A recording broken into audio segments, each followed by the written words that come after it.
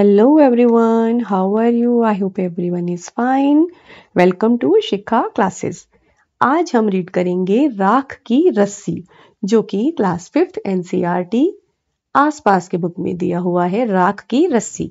इससे पहले इसकी भूमिका को बताते हुए, यानी जहाँ की ये कहानी है वहाँ के प्रदेश के बारे में बताते हुए, हमने एक और इससे पहले चैप्टर पढ़ा जो था दुनिया की छत।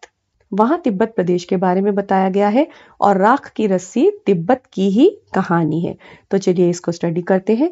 और उससे पहले पढ़ाई के और अच्छे अच्छे वीडियोस देखने के लिए चैनल को सब्सक्राइब जरूर कर लीजिए, क्योंकि पढ़ने लिखने से जानकारी आपकी बढ़ती जाएगी और इंटरेस्ट भी बढ़ता चला जाएगा। तो चलो स्टार्ट करते हैं। राख की रस्सी। लोनपोगार तिब्बत के 32वें राजा सोनगवसेन गाम्पो के मंत्री थे। वे अपनी चालाकी और हाजिर जवाबी के लिए दूर दूर तक मशहूर थे। कोई उनके सामने टिकता न था। चैन से जिंदगी चल रही थी, मगर जब से उनका बेटा बड़ा हुआ था, उनके लिए चिंता का विषय बना हुआ था। कारण यह था कि वह बहुत भोला था। होशियारी उसे छूकर भी नहीं गई थी। लोनपोगार ने सोचा, मेरा बेटा बहुत सीधा साधा है, मेरे बाद इसका काम कैसे चलेगा। तो ये कहानी है तिब्बत की, जैसे हमने पहले ही बताया। वहां पर लोनपोगार थे, जो कि राजा सोनगवसेन गाम्पो के मंत्री थे। जो सोनगवसेन गाम्पो थे वो तिब्बत के 32वें राजा थे। कौन से राजा थे? 32वें नंबर के राजा थे।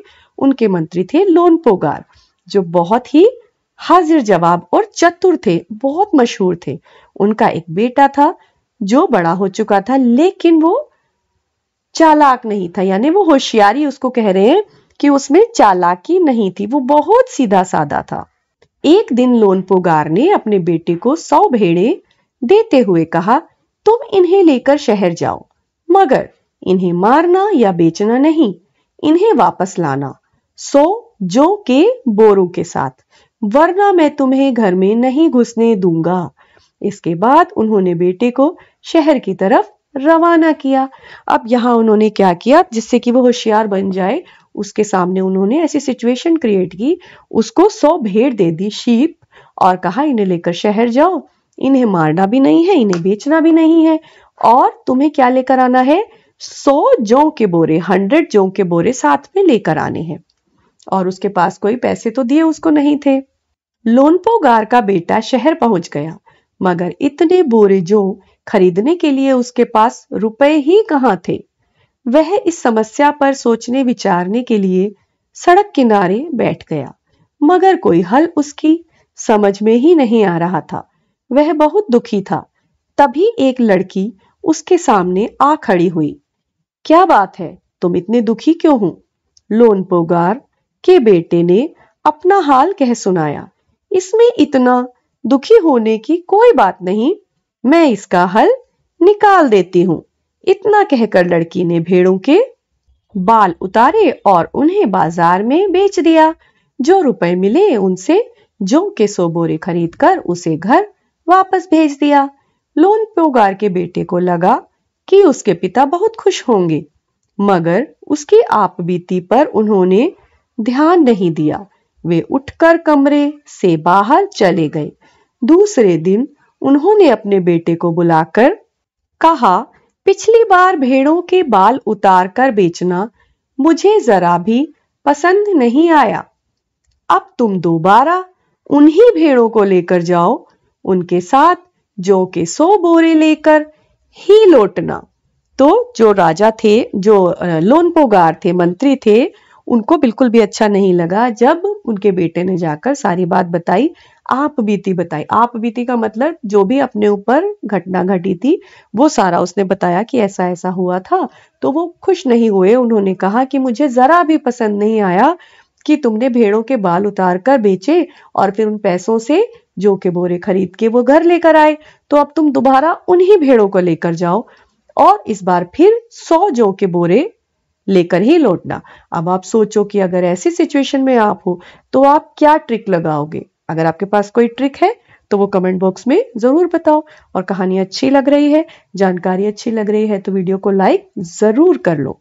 क्योंकि जैसे जैसे आप कहानी को और पढ़ाई को पसंद करने लगोगे, ऐसे ऐसे पढ़ाई भी आपको पसंद करने लगेगी, यानी आपकी जानकारी बढ़ती जाएगी, आप और भी ज्यादा इंटेलिजेंट बनोगे और आपके नंबर भी अच्छे आने लगेंगे, जितने आते हैं उससे भी ज्यादा अच्छे। एक बार फिर निराश लोनपुगार का बेटा शहर में उसी जगह जा बैठा।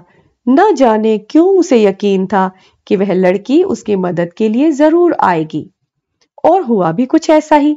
वह लड़की आई, उससे उसने अपनी मुश्किल कह सुनाई। अब तो बिना जौ के 100 बोरों के मेरे पिता मुझे घर में नहीं घुसने देंगे। लड़की सोचकर बोली, एक तरीका है। उसने भेड़ों के सींग काट लिए, उन्हें बेचकर जो रुपए मिले उनसे 100 बोरे जौ खरीदे। बोरे लोनपुगार के बेटे को सौंप कर लड़की ने उसे घर भेज दिया। भेड़े और जौ के बोरे पिता के हवाले करते हुए लोनपुगार का बेटा खुश था। उसने विजयी भाव से सारी कहानी कह सुनाई। सुनकर लोनपुगार बोले, उस लड़की से कहो कि हमें 9 हाथ लंबी राख की रस्सी बनाकर दे। उनके बेटे ने लड़की के पास जाकर पिता का संदेश दोहरा दिया।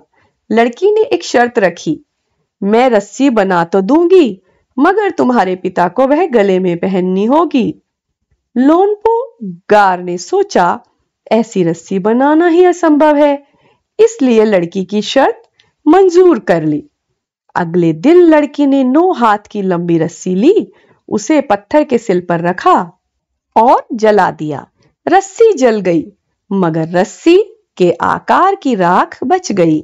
इसे वह सिल समेत लोनपुगार के पास ले गई और उसे पहनने के लिए कहा।